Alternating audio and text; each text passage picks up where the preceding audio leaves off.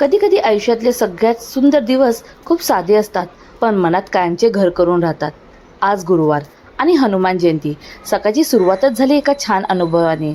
बाल्कनीत गेले तर मोगऱ्यांची फुलं अगदी छान फुललेली आणि घरभर त्याचा सुगंध दरवळत होता. तो सुगंध म्हणजे अगदी मनाला शांत करणारा. शक्यतो मी फूल तोडत नाही. नेहमी वाटतं झाडावरच ती जास्त सुंदर दिसतात, पण कधी कधी वाऱ्याने ती खाली पडतात. मग आज स्वामींसाठी प्रेमाने काही मोगऱ्यांची फुले तोडली आणि वाहिली.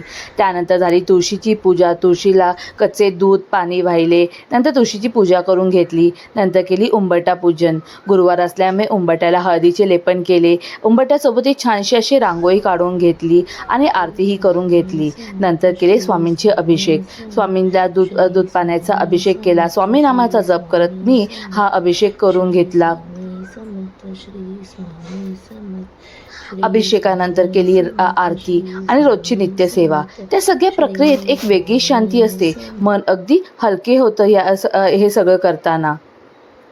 ही सगळी सेवा करताना अगदी मन खूप आनंदी होतं आणि मला ही सेवा करायला खूप आनंद वाटतो आणि मनसुद्धा भरून येते. स्वामी जणू ही सगळी सेवा माझ्याकडून करून घेत आहे. बाल्कनीत आलेले छान मोगऱ्याचे फूल मी स्वामींना वाहिले. अगदी हे फुलं स्वामींवर अजूनही उजळून दिसत होते. अशी मी छानशी पूजा करून घेतली. माझी आरतीही करून झाली. त्यानंतर केले मी स्वामींचा जप. जय जय स्वामी समर्थ महाराज श्री स्वामी.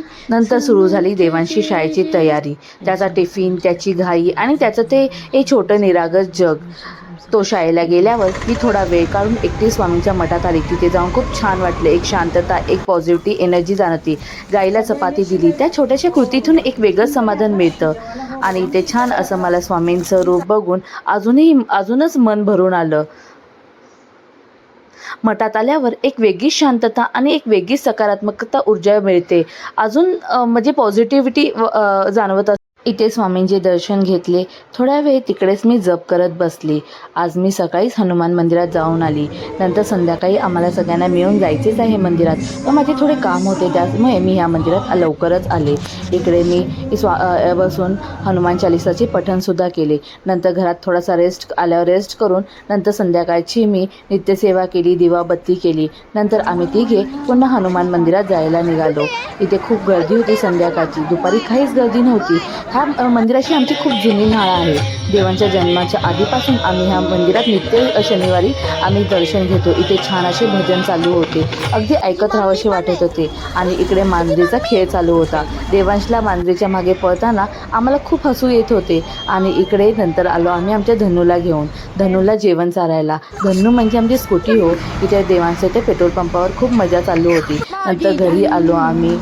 आता बिल्डिंगच्या बाजूला एक खूप सुंदर चंद्र दिसत होते. आकाश अगदी शांत आणि तो चंद्र अगदी चमकत होता. तेवढ्यात देवांश म्हणाला, मम्मा आज पिंक मून आहे. मुलांनाही कसे काही कळते काही माहीत. आजकालची मुलं खरंच खूप ॲडव्हान्स झाली आहे. असं हसत खेळत आणि छोट्या छोट्या आनंद भरलेला आजचा दिवस अगदी मनात साठवून ठेवा. कारण खरं सांगायचं तर सुख म्हणजे काही मोठं नसतं, तर ते असे छोटे छोटे क्षण असतात.